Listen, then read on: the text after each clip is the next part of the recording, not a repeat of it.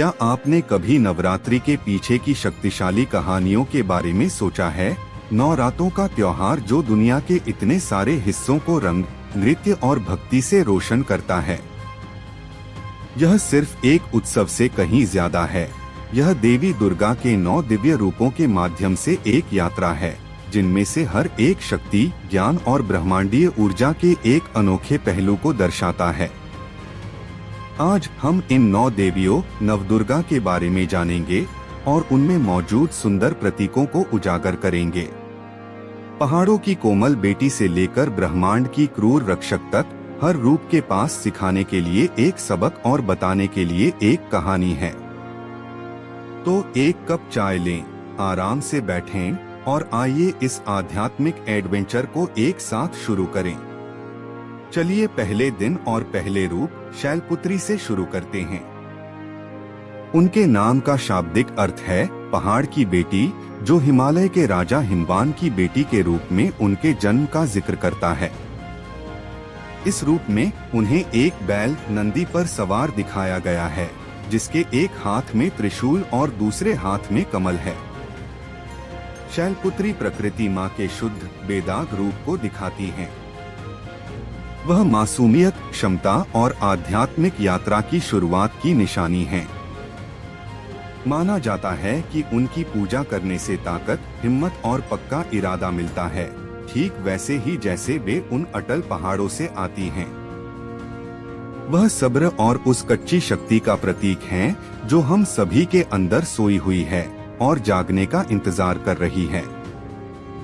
दूसरे दिन हम ब्रह्मचारिणी की पूजा करते हैं। दुर्गा का यह रूप शांत, तपस्या और भक्ति की तस्वीर है। उनके नाम का मतलब है तपस्या करने वाली। सादे सफेद कपड़े पहने, वह एक हाथ में माला या जप माला और दूसरे हाथ में पानी का बर्तन या कमंडल पकड़े रहती हैं। उनकी कहानी अविश्वसनीय इरादे की है। पार्वती के रूप में उन्होंने भगवान शिव को अपना पति बनाने के लिए हजारों साल कड़ी तपस्या की। ब्रह्मचारिणी तपस्या, ज्ञान और समझदारी को दिखाती हैं। वह हमें फोकस, सेल्फ कंट्रोल और पक्के समर्पण की शक्ति सिखाती हैं। उनकी एनर्जी से जुड़कर भक्त इमोशन मास्टरी और अपने जीवन के मकसद को गहराई से समझने की कोशिश करते हैं। तीसरा दिन चंद्र घंटा को समर्पित है। उनका नाम आधे चांद या चंद्र से आया है, जो उनके माथे पर घंटी या घंटे की तरह सजा होता है। एक बाघिन की सवारी करते हुए उन्हें 10 हाथों के साथ दिखाया गया है, जिनमें अलग अलग हथियार हैं, जो अपने भक्तों की रक्षा के लिए तैयार हैं। लेकिन हथियारों से धोखा मत खाना, उनका चेहरा हमेशा शांत और दयालु रहता है। चंद्रघंटा बहादुरी और कृपा की निशानी है। कहा जाता है कि उनकी चांद घंटी की आवाज सभी बुरी आत्माओं और नेगेटिव एनर्जी को दूर भगा देती है। वह शांति और खुशहाली लाती हैं, अपने फॉलोअर्स को हिम्मत और निडर भावना का इनाम देती हैं। वह हमें याद दिलाती हैं कि सच्ची ताकत अन्याय के खिलाफ गुस्से और सभी के लिए कोमल दया का बैलेंस है। इसके बाद चौथे दिन हम कूष्मांडा मनाते हैं। उनके नाम का एक दिलचस्प मतलब है। कू का मतलब थोड़ा सा, ऊष्मा का मतलब गर्मी या एनर्जी है और अंडा का मतलब कॉस्मिक अंडा है। ऐसा माना जाता है कि जब ब्रह्मांड अंधेरे से खाली था, तो उनकी हल्की मुस्कान ने ही पूरे ब्रह्मांड को बनाया था। उन्हें अक्सर 8 हाथों के साथ दिखाया जाता है, जिनके हाथ में हथियार और माला होती है और वह शेर की सवारी करती हैं। ब्रह्मांड की बनाने वाली के तौर पर कूष्मांडा कॉस्मिक एनर्जी और रोशनी को दिखाती हैं। कहा जाता है कि उनकी पूजा करने से सेहत बेहतर होती है, धन मिलता है और ताकत मिलती है। वह सभी जीवन और चमक का सोर्स हैं, जो हमें उस क्रिएटिव पावर की याद दिलाती हैं, जो हम में से हर एक के अंदर मौजूद है। 5वां दिन हमें स्कंद की माता के पास लाता है। स्कंद कार्तिकेय का दूसरा नाम है, जो युद्ध के देवता और स्वर्ग की सेनाओं के कमांडर हैं। इस रूप में वह कोमल प्यार करने वाली माँ हैं। उन्हें 4 हाथों के साथ दिखाया गया है, जिसमें वह अपने बेटे स्कंद को गोद में लिए हुए हैं और वह शेर की सवारी करती हैं। उनके 2 हाथों में कमल हैं।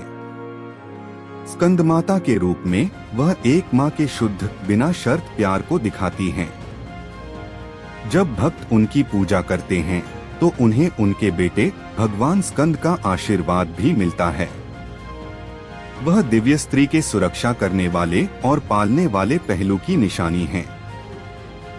वह हमें सिखाती हैं कि सबसे ताकतवर योद्धा भी माँ के प्यार से पैदा होते हैं और यह प्यार बहुत ज्यादा शक्ति और दया का सोर्स है।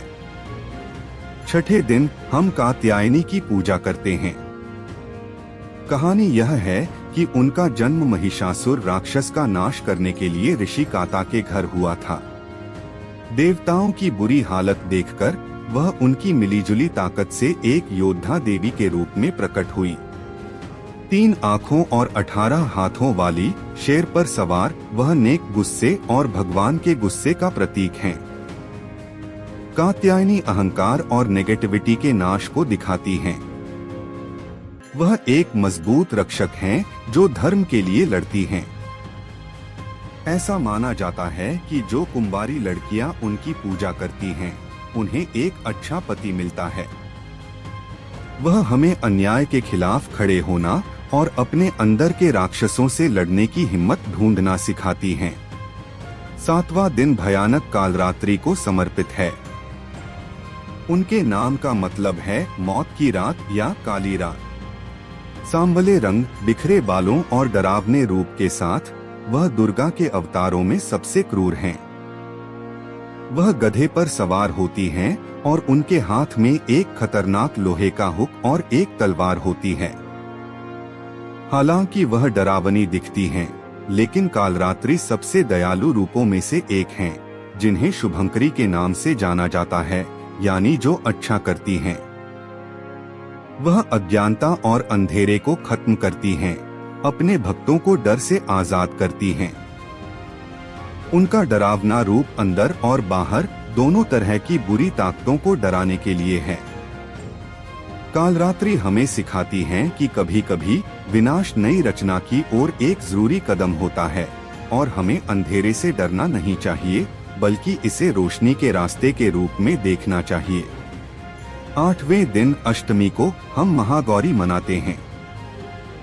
कालरात्रि के बिल्कुल उलट महागौरी पवित्रता और शांति की तस्वीर हैं। उनके नाम का मतलब है बहुत गोरी। ब्रह्मचारिणी के रूप में उनकी लंबी तपस्या के बाद उनकी त्वचा काली हो गई थी। उनकी भक्ति से खुश होकर भगवान शिव ने उन्हें गंगा के पवित्र जल से नहलाया और उन्हें अपना चमकदार गोरा रंग वापस मिल गया। वह एक सफेद बैल की सवारी करती हैं और उनके 4 हाथ हैं, जिनमें एक त्रिशूल और एक छोटा ढोल या डमरू है।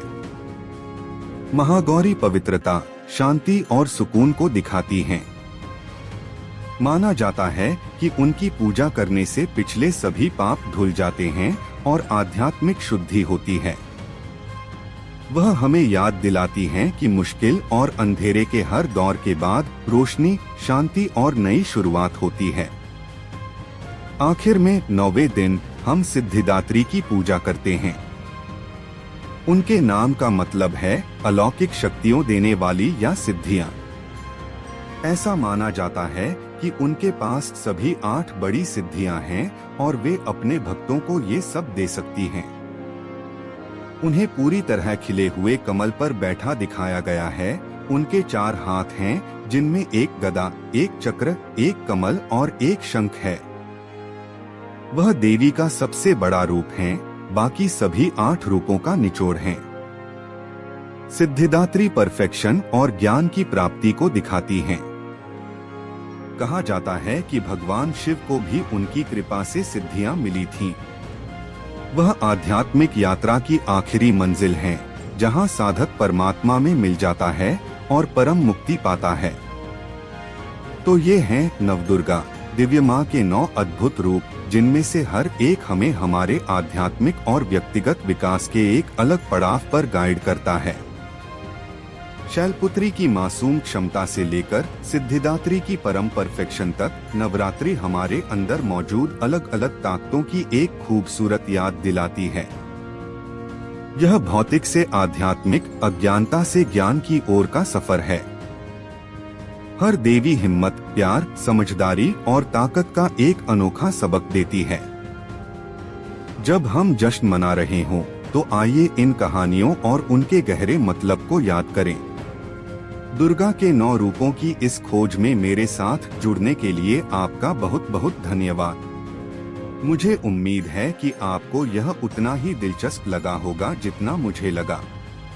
अगर आपको यह वीडियो पसंद आया और आप दुनिया भर की पौराणिक कथाओं और आध्यात्मिक कहानियों के बारे में और जानना चाहते हैं, तो लाइक बटन जरूर दबाएं और चैनल को सब्सक्राइब करें। नोटिफिकेशन बेल बजाना न भूलें ताकि आप हमारा अगला एडवेंचर मिस न करें।